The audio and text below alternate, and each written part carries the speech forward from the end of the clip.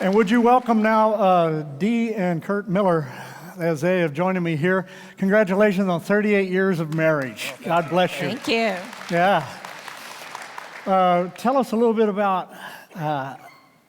yourself, like where you met and all of that. I mean, you guys used to teach a little bit of marriage classes. You've done that here, and you've helped out in a lot of ways at the church, and you've helped behind the scenes with me on some things even recently. So I really appreciate that. But tell us how you met. It's been a while ago. Go ahead, babe. So it burnt down soon after we met, but does anybody remember Castle Gardens at Dorney Park? Yeah. That's where we met. Yeah, cool. That's really cool. And the sparks began to fly in that moment. And here you are, 38 years into this marriage, and it's absolutely wonderful. Along the way, you've been able to do things that have enhanced your relationship. Tell us just a little bit about something that you found to be kind of a strengthening activity or a thing that you keep in mind to help your marriage be strong. Well, as I said before, two key principles that I can think of, and one is to be on the same page spiritually. In that way, we can keep each other somewhat accountable and also encourage each other in our faith, right? The second thing is to keep time for each other and make it a priority. And I always like to tell the story about our kids. As they were growing up, we'd have a date night plan. It's like, Mom, Dad, can we go along? And it's like, hey, as much as I love you, I love her as well. And I loved her before I loved you, before I even knew you. And after you guys are gone, she and I, that's what we have together. So that's incredible.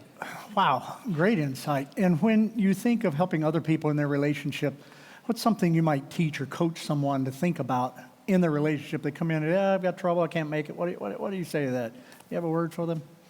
Absolutely. I believe God gave me this years ago, and it was probably 20-some years ago. I grew up on a farm, so, having a huge garden was a big thing, and getting those weeds when they were little to my mom and my grandma was very important. You got them when they were little. So I relate that to the problems in a marriage. You got to get the problems when they're little so that they don't choke out the plant and choke out the relationship, the good things of the marriage. That's rich. So. That's great. Well, we appreciate your example to all of us, and we thank you for sharing this morning so willingly. God bless you. Happy anniversary. God bless. Thank you very much. Let's hear it for them. Thank you. Would you welcome the Fords to the stage today? Welcome them here today. They're wonderful members of our congregation, and Chris and Leslie have a beautiful family, 3 daughters. When you see them come in, or you see them in a ministry and involved, you think, well, there goes some sharp people. They've got it together, not a worry in the world. But you don't know the backstory of the life of the people around you. Is that right? If it's right, say yes. We don't know the backstory of anybody, really. And today we get to take just a little journey with them into some of their backstory. Chris, you were diagnosed with a really difficult diagnosis. Tell us what that was and a little bit about it. In 2009, I was 26 years old, and for 2 months, a small practice doctor was misdiagnosing a bunch of symptoms I was having. And eventually my father got me an appointment with his doctor, and without laying a finger on me, he diagnosed me with enlarged T-cell lymphoma. And what are some of the symptoms you'd have that accompany that?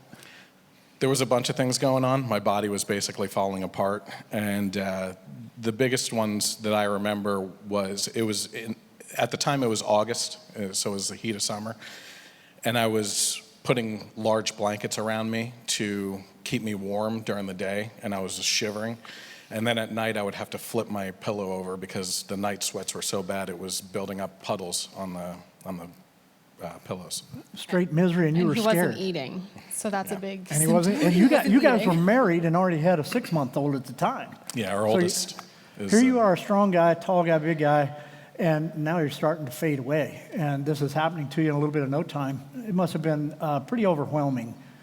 Tell us just a little bit more about what they had to do to test and find out diagnosis on you with that. What ended up happening was as soon as they basically thought it was lymphoma, they scheduled a biopsy for me within the week, and that was done on a Friday. By Saturday night, I was having trouble breathing. And the next morning we went to the hospital because it got so bad that I couldn't recline back without being able to not breathe anymore. So I went through a full day of testing and went through every test under the sun, and eventually ended up in a PET scan where when the nurse tried laying me down, I tried multiple times to lay down. I couldn't breathe. As soon as I would recline, my breath would get cut off. It felt like an elephant was sitting on my chest. And I kept on grabbing the nurse and pulling myself back up. I said, "Lady, I can't breathe. I can't lay back like this." So she said, "If we don't do it, we don't know why you can't breathe." So I laid back and took a deep breath, and I just started praying out loud in the PET scan machine. I said, "Jesus, please help me breathe. Please help me breathe." And the only way I can describe it is like if I was standing up and someone wrapped me in a electric blanket and just held me for about 30 minutes, and I breathed perfectly fine. And the second that the machine started coming back out again, I had to pull myself out because I couldn't breathe again and sit up. And what it ended up being was the cancer was causing fluid to build up in my lungs and in the sac around my heart. So it was crushing my heart inside the sac. And every time I would lay back, the fluid would rush up and I was drowning in myself. 26 years old. This isn't what you dreamed of when you said "I do" and got married, but there you were. Yeah.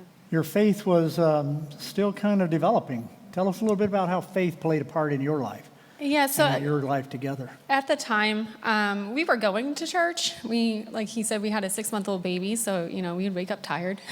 Some days we wouldn't go to church, but really that was the end of it. So when he was going through all this, it really kind of changed as we dove into our faith. Chris often says we could have turned away from God at that time, but instead we leaned into him more. And I like that. Leaning into God is an important thing to do when trouble comes. Where else can we turn, the disciples say, but to you, Lord? He didn't cause it. He allowed it, but he didn't cause it. Wow. Keep going. But yeah, so that's when he became the focus of our life, and we started praying, period. But we started praying together as well. When he was on a ventilator, he woke up for a few minutes and kept going like this. And we're like, "What do you want? Like, you want to go home?" And we couldn't figure it out. And then eventually we figured out he wanted me to pray out loud in a room full of people, which was really challenging at the time. You hadn't necessarily grown up in a lot of active faith in your family. Neither of us grew up going to church. So our faith was really shallow and brand new for us. So it was a big deal. And that's really when we realized that Jesus needs to be the center. And we had to give him all, not just our Sunday mornings when we weren't tired. Wow, Chris, you're laying there on that bed. You're on a ventilator. You're in a coma, an induced coma, I would guess. Yeah. And so you're there for a couple of weeks with that, or at least some time, a few days, whatever it was.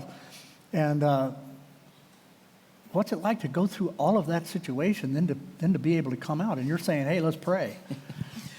So what I took away from this was as soon as we came out of the PET scan situation, when I got up to my room, we had 2 former pastors waiting there for me just to check in on me. And I couldn't tell this story for months without breaking down crying. I broke down in the first service telling the story. I made it through this time, so we're good. But as soon as I got up to the room, I told them the story. I was crying. When they left the room, I think we had a personal opportunity with each other that we were just standing there, or she was standing next to the bed. And I looked at her and I said, "I just want you to know, if it's my time to go, I'm good. It's okay. I know what's waiting for me at this point." And it's a peace that only people that knock at the door of death experience, I guess, when they have faith. And she kind of yelled at me. She said, "Well, you have a 6-month-old and you have me, so you better fight for everything and I'm get glad through you this." did. I'm glad you did. And now it's just checkups and you're doing well as far as that's concerned. But somebody watching today is possibly in the hospital or at home, and they're battling this, and they feel like you felt, or maybe different but quite similar. What do you want to tell them? It's a good point. I just want to build off of what she said earlier, because I think that's I think it's true. That's one thing I've been saying to people a lot is the first lesson I took away from it is I live without fear now. It's not that I'm inviting death or looking forward to it. I know what's there for me. But you did swim with sharks, but anyway. I have swam with sharks. I work on roofs and stuff, so I have a peace about me with everything. But to build off of what she said, you know, I could have laid there and blamed God for what was happening. And I think that a lot of people that end up in that situation do and turn away from their faith. But I have an answer, an instant answer to a prayer that was an instant miracle that I could hold on to in that moment. So I know instead of turning away from him, I kept on asking throughout my stay at the hospital, if you're going to see me through this, what do you need me for? What do you have me here for? Wow. What do you say to maybe a spouse standing by? I mean, you had to work. You're raising the baby. You're helping to take care of him. What do you say to encourage a family? He just laid on the couch for 6 months.